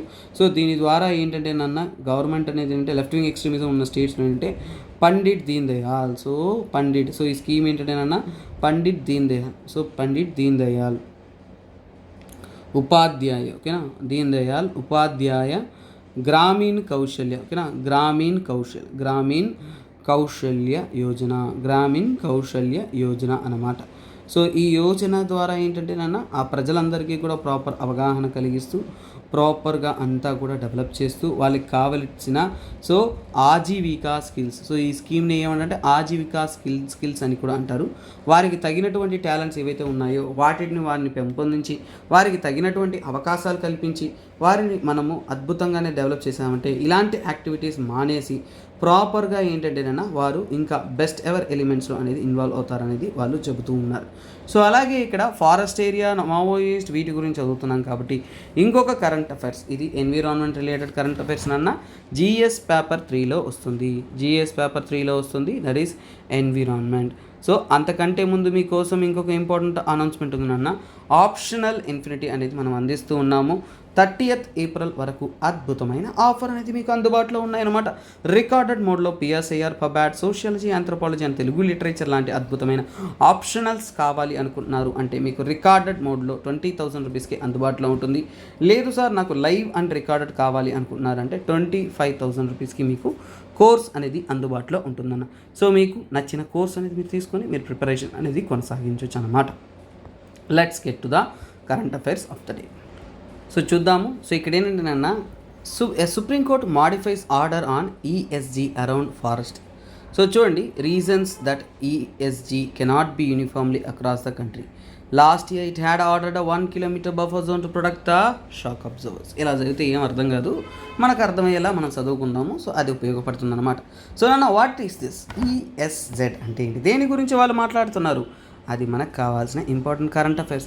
అది ఏంటంటే ఎకో సెన్సిటివ్. సో ఏంటది, ఎకో సెన్సిటివ్ జోన్స్ గురించి వీరు మాట్లాడుతున్నారు. దాన్నే ఈఎస్జెడ్ అని అంటారు. సో యాక్చువల్గా ఏంటంటే సుప్రీంకోర్టు ఇంతకుముందు ఒక జడ్జిమెంట్ ఇచ్చింది. ఓకేనా, సుప్రీంకోర్టు వచ్చేసి 2022లో ఒక ఆర్డర్ అనేది పాస్ చేసింది. సో ఆర్డర్ పాస్ చేసేటప్పుడు ఏం చెప్పిందంటే మనము ఇండియాలో చూడండి మినిమం 1 కిలోమీటర్ని ఎకో సెన్సిటివ్ జోన్స్గా అనేది అనౌన్స్ చేసింది. దేని చుట్టూ ఆ 1 కిలోమీటర్ నేషనల్ పార్క్స్ కానీ వైల్డ్ లైఫ్ శాంక్చురీస్ కానీ వాటి చుట్టూ ఉంటున్న 1 కిలోమీటర్ని ఎకో సెన్సిటివ్ జోన్స్గా అనౌన్స్ చేయాలి సో అని చెప్పారన్నమాట. అసలు ఈ ఎకో సెన్సిటివ్ జోన్స్ ఎందుకు చెప్పాలి, ఎందుకు ఇంపార్టెంట్ అనేది మనకి డౌట్ వస్తుంది. ఓకేనా. సో ఎందుకంటేనన్నా మనం ఒక విషయాన్ని మనం క్లియర్గా అర్థం చేసుకోవాలి. సో అసలు ఏంటంటేనన్నా మనకి ఈ యొక్క సో కాల్డ్ సెన్సిటివ్ రీజియన్స్ అంటే మినిస్ట్రీ ఆఫ్ ఓకేనా, మనకి ఇండియాలో వచ్చేసి మినిస్ట్రీ ఆఫ్ ఎన్విరాన్మెంట్ ఉంది, అవునా కదా. మినిస్ట్రీ ఆఫ్ ఎన్విరాన్మెంట్ అనేది ముఖ్యమైన మన యొక్క ఎన్విరాన్మెంట్ని కాపాడడం కోసం వారు ప్రొటెక్టెడ్ ఏరియాస్ ఓకేనా, ప్రొటెక్టెడ్ ఏరియాస్ అనేది అనౌన్స్ చేశారు. ప్రొటెక్టెడ్ ఏరియాస్ కానీ తర్వాత నేషనల్ పార్క్స్ కానీ వైల్డ్ లైఫ్ శాంక్చురీస్ కానీ సో కానీ ఇందులో ఏదైనా కానీ వారు ఏంటంటేనన్నా ప్రొటెక్షన్ అందించాలి, అవునా కదా. సో అలాగే ప్రొటెక్షన్తో పాటు వీటిని మనము ఎలా అంటే మినిస్ట్రీయే నోటిఫై చేస్తుంది, ఏవేవి మనకి వైల్డ్ లైఫ్ శాంక్చురీస్ ఇవన్నీ నోటిఫై చేస్తుంది. నోటిఫై చేసిన తర్వాత ఏంటి దాన్ని రెగ్యులేట్ కూడా చేస్తాం ఓకేనా, రెగ్యులేట్ అనేది చేస్తూ ఉంటారు. సో అలాగే ఏంటంటేనన్నా రెగ్యులేట్ చేయడానికి ఏంటంటే వీటన్నిటిని మనం ఏమంటామంటే జనరల్గా సాధారణమైన టర్మ్స్లో ఏమంటామంటేనన్నా these are called as ecologically fragile areas. ఏమంటాము ఎకలాజికల్లీ ఫ్రెగైల్ ఏరియాస్. సో ఇప్పుడు మనకి డౌట్ వస్తుంది, ఏంటి సార్ మామూలు అడవి ఉంది ఎందుకు సార్ దాన్ని పర్టికులర్గా మనం national park wildlife sanctuary అంటున్నామంటే ఇవి చాలా సెన్సిటివ్స్ అన్నమాట. సో వీటిని మనం కాపాడుకోవాలి, లేదంటే ఏంటి అంతరించిపోతుంది, అక్కడున్న వైల్డ్ లైఫ్ అంతరించిపోతుంది, ప్లాంట్స్కి అంతరించిపోతాయి, ఎన్విరాన్మెంట్కి కూడా డ్యామేజ్ అవుతుంది. సో అందువల్ల వీటిని కాపాడుకోవాలా.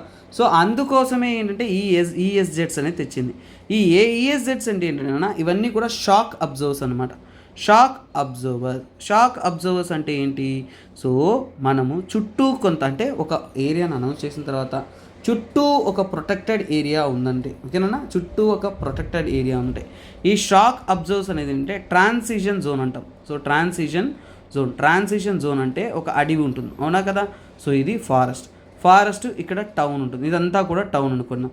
సో ఈ టౌన్ ఉన్నప్పుడు ఇక్కడ ఫారెస్ట్ నుంచి టౌన్ మారడానికి ఒక ట్రాన్సిషన్ జోన్ ఉంటుంది. సో దాన్నే మనం ఏంటంటే that is our shock absorbers. అంటే ఇక్కడ మొత్తం డెవలప్డ్ ఇదంతా కూడా ఫారెస్ట్, ఈ ఫారెస్ట్ డెవలప్డ్కి మధ్య ఒక ట్రాన్సిషన్ జోన్ ఉంటుంది. దాన్నే మనం ఏమంటామంటే ఎకో సెన్సిటివ్ జోన్ ఓకేనా. సో దాన్ని మనం ఎకో సెన్సిటివ్ జోన్స్ అంటాము. అవి ఉన్నాయంటే మరింత ప్రొటెక్షన్ మనం అందించవచ్చు అనేది వారి యొక్క ఉద్దేశం అన్నమాట. సరే, ఇక్కడ మనకి ఒక విషయం తెలియాలి. ఇప్పుడు మనకి ఏంటి సుప్రీంకోర్టు చెప్పిందని తెలుసు, కానీ మనకి స్టాట్యుటరీ బ్యాకింగ్ ఉందా లేదా అనేది మనకు తెలియాలి. సో ఇక్కడ మన ఎన్విరాన్మెంట్ని ప్రొటెక్ట్ చేసే యాక్ట్ ఏంది. సో మన ఎన్విరాన్మెంట్ని ప్రొటెక్ట్ చేసే యాక్ట్ వచ్చేసి ఫస్ట్ ఏంటంటేనా ఎన్విరాన్మెంట్ ప్రొటెక్షన్ యాక్ట్ ఓకేనా. ఎన్విరాన్మెంట్ ప్రొటెక్షన్ యాక్ట్ అనేది ఉంది. సో ఈ ఎన్విరాన్మెంట్ ప్రొటెక్షన్ యాక్ట్ అనేది ముఖ్యంగా ఏంటంటేనన్నా ఇది ఎప్పుడు పాస్ చేశారంటే 1986లో ఓకేనా, 1986లో పాస్ చేశారు. ఈ ఎన్విరాన్మెంట్ ప్రొటెక్షన్ యాక్ట్లో ఎక్కడైనా కానీ ఈ ఎకో సెన్సిటివ్ జోన్స్ మెన్షన్ చేశారా అంటే లేదు. ప్రిలిమ్స్లో ఇలాంటివి అడగచ్చు. సో అలాంటప్పుడు మీరు మిస్టేక్ పెట్టకూడదు. ఏంటంటేనా ఈఎస్జెడ్ ఈజ్ నాట్ మెన్షన్ అంటే ఎక్కడా కూడా మీకు ఎకో సెన్సిటివ్ జోన్స్ అనేది మెన్షన్ అనేది చేయలేదన్నమాట. సో అందువల్లనే మీకు ఈఎస్జెడ్స్ అనేది మనకి అఫీషియల్గా దీంట్లో లేదు. కాకపోతే ఏంటంటేనన్నా గవర్నమెంట్ వచ్చేసి ఈఎస్జెడ్స్ కానీ అలాగే అంటే ఈపీఏ అంటే ఈఎఫ్ఏస్. సో ఇక్కడ ఈ యాక్ట్లో ఏం చెప్తుందంటే సెంట్రల్ గవర్నమెంట్ ఓకేనా. సో మనకేంటంటేనా సెంట్రల్ గవర్నమెంట్కి పవర్స్ ఉన్నాయి. ఏమని డైరెక్ట్గా అయితే యాక్ట్లో మెన్షన్ చేయకపోయినా కానీ ఈ సెంట్రల్ గవర్నమెంట్ పవర్స్ ప్రకారం ఏంటంటేనా వారు కొన్ని ఏరియాస్ని రెస్ట్రిక్టివ్ ఏరియాస్గా అంటే ఈ యొక్క national parks wild life sanctuaries అలాగే ప్రొటెక్టెడ్ ఏరియాస్ వీరి చుట్టూ కూడా రెస్ట్రిక్ట్ ఏరియాస్ని అనౌన్స్ చేయొచ్చు అనమాట. ఈ రెస్ట్రిక్ట్ ఏరియాస్ని అనౌన్స్ చేసుకోవచ్చు. ఫర్ ఎగ్జాంపుల్ అంటే ఆ ఏరియాస్లో మనం ఏంటి ఇండస్ట్రీస్ కానీ ఇలా కొన్ని ఇండస్ట్రీస్ కానీ ఇతర డెవలప్మెంట్స్ కానీ అవన్నీ జరగకుండా అక్కడ ఉన్న బయోడైవర్స్ని కాపాడుకునే విధంగా ఇక్కడ ఏంటంటేనన్నా వారు కొన్ని ప్రాహిబిషన్స్ అనేది విధించవచ్చు. రెస్ట్రిక్టెడ్ ఏరియాస్లో ఏంటంటే ప్రాహిబిషన్స్ అనేది విధించవచ్చు. సో ఈ ప్రాహిబిషన్స్ అన్ని విధించగలిగిన ఏరియానే మనం ఏమంటామంటే సో అలా ఫామ్ అయిన సెంట్రల్ గవర్నమెంట్ తరపు నుంచి ఫామ్ అయినదే ఈఎస్జెడ్స్ అయినా కానీ తర్వాత ఈఎఫ్ఏ ఓకేనా. సో అంటే ఏంటి ecologically fragile areas, ecologically sensitive Jones ఇలా వారు తెలుపుకోవచ్చు అనమాట. సో అలాగే ఏంటంటేనన్నా సో ఇక్కడ ఈఎస్జెడ్స్ని డిక్లేర్ చేయడానికి హూ హ్యాస్ దట్ పవర్ అంటే ఇది గవర్నమెంట్ అన్నప్పుడే మీకు అర్థమైపోవాలి. ఇది యాక్ట్ కాదు. Ministry of environment forest climate change తరపు నుంచి కూడా వారు గైడ్ లైన్స్ అనేది ఇస్తారు. ఈ గైడ్ లైన్స్ అనుసరించి ఏంటంటే ఏ ఏరియానైనా కానీ వాళ్ళు మార్చుకోవచ్చు. ఓకేనా. సో అంటే ఏంటంటే వారు దీన్ని మార్చుకుంటూ ఉండొచ్చు, డిక్లేర్ చేయొచ్చు. కాకపోతే దేని బేసిస్ మీద, what is the basis they include. Basis అనేది అప్పుడు ఇచ్చామంటే ఫర్ ఎగ్జాంపుల్ అంటే స్పీసీస్ పరంగా ఓకేనా. స్పీసీస్ బేస్డ్ అంటే స్పీసీస్ పరంగా అంటే అక్కడ ఉంటున్న స్పీసీస్ ఏదైనా కానీ ఎండమిజం ఉందనుకోండి, ఆ ఎండమిజం అంటే ఆ ప్రాంతంలో మాత్రమే లభిస్తుంది, ఇంకెక్కడా లభించదు. అలాగే అరుదుగా ఉంటున్నవి ఇలాంటివి ఉన్నప్పుడు ఏంటంటే వాటిని మనం సంరక్షించుకోవడానికి చుట్టుపక్కల ఏంటంటేనన్నా మనము ఈ యొక్క ఎకో సెన్సిటివ్ జోన్స్ అనేది అనౌన్స్ చేయొచ్చు. అలాగే ఎకో సిస్టమ్ బేస్డ్ కొన్నిసార్లు ఏంటంటే ఎకో సిస్టమ్ బేస్డ్గా కూడా అనౌన్స్ చేయొచ్చు ఈ యొక్క ఈఎస్జెడ్స్. ఓకేనా. ఎకో సిస్టమ్ బేస్డ్గా తీసుకున్నాము అంటే ఏంటి అంటే కొన్నిసార్లు సాక్రెడ్ గ్రూవ్స్ ఉంటాయి. ఓకేనా. చాలా వరకు దేవునితో పూజిస్తున్న అడవులు ఉంటాయి. సో అలాగే ఏంటంటే కొన్ని ఫ్రాంటియర్ ఫారెస్ట్ అంటే కొన్ని ప్రొటెక్టివ్ లాగా ఉంటుంది, ఫ్రాంటియర్ ఫారెస్ట్ అంటారు. సో వీటి ఉండొచ్చు. సో వాటిని సంరక్షించుకోవడానికి అంటే చుట్టుపక్కల అనేది ఇలాంటి ఏరియాస్ అనేది చెప్పచ్చు. సో అలాగే ఏంటంటే నెక్స్ట్ ఏంటంటే జియోమార్ఫాలజికల్ అంటే ఏంటంటే ఫర్ ఎగ్జాంపుల్ కొన్ని ప్రాంతాల్లో కొన్ని ఐలాండ్స్లో ఏంటంటేనన్నా చాలా వరకు ఏంటంటే ఇంకొక యాక్టివిటీస్ అంటే అదర్ హ్యూమన్ యాక్టివిటీస్ అనేది చేయకూడదు. అంటే అన్ఇన్హాబిటెడ్ ఐలాండ్స్ అంటే ఎప్పుడు కూడా హ్యూమన్ సెటిల్ కానీ ఐలాండ్స్ ఉంటాయి. అలాంటి ఐలాండ్స్లో ఏంటంటేనన్నా అలాగే ఏంటంటే కొన్ని రివర్స్ ఒరిజినేట్ అయ్యే ప్లేస్ ఉంటాయి. అలాంటప్పుడు మనం జాగ్రత్తగా ఎక్స్ట్రా ప్రొటెక్షన్ అందించాలి. కాబట్టి వాటిని అనేది మనము కాపాడుకుంటూ రావచ్చు. ఓకేనా. That is what importance we need to know అన్నమాట. తర్వాత తీసుకుంటున్నారు అంటే ఫస్ట్ ఏంటంటే wild life conservation act. So ఇక్కడ చూడండి వైల్డ్ లైఫ్ కన్జర్వేషన్ ఓకేనా. వైల్డ్ లైఫ్ కన్జర్వేషన్ స్ట్రాటజీ అనేది తెస్తారు. ఓకేనా. వైల్డ్ లైఫ్ కన్జర్వేషన్ స్ట్రాటజీ అనేది తెస్తారు.